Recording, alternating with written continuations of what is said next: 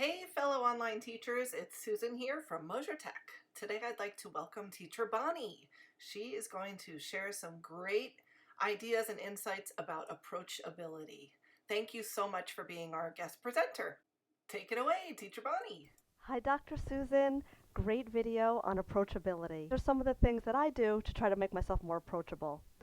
So, I had listened to a body language seminar about public speaking, and two things that really stuck out to me was first, they said that people will make their judgment about you and an impression in about the first 30 seconds.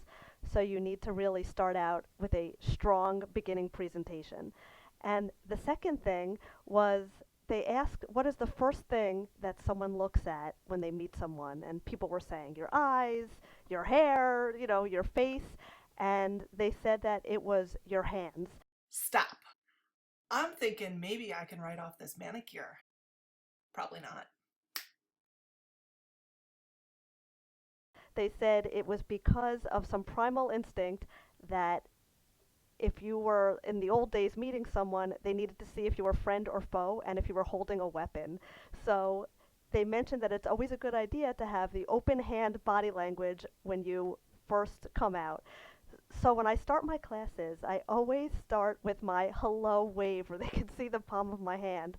So I have no idea if that's true, but it stuck with me and it seems friendly and approachable. So I try to start strong with a smile and my hello hand wave.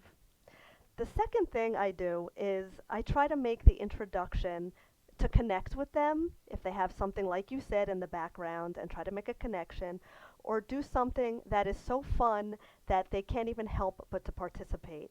So for example, I will use for the younger ones, I'll use my glittery box. Do they want to pick from the glittery box? And I have seen the shyest kids break down because they need to know what is inside this box.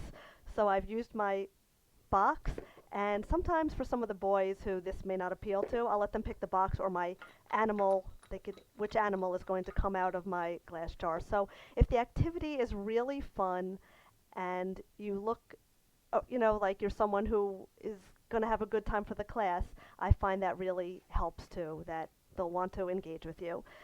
Besides also just smiling and varying tone of voice, some that don't want to participate and seem really hesitant, I do what a lot of other teachers do. If they don't want to say it, we can sing it. So I'll sing it and I have a terrible voice and then I let them sing it, and that will get some of them to participate. And I will also try to use, again, good body language while they're talking, or if they just start talking a little bit. I'm sitting here nodding my head, yes, like, come on, like, I don't say come on, but like, you can keep talking, you're doing the right thing, yes.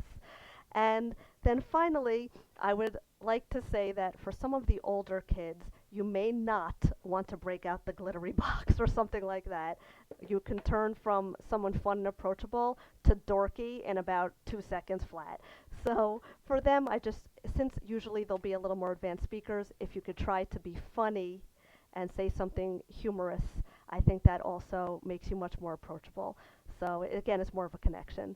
So I hope that some of those ideas have helped, and I can't wait to hear everybody else's great ideas so I can put them into my class too. All right, bye. Thank you, teacher Bonnie. Those were great ideas. Thanks for being our guest.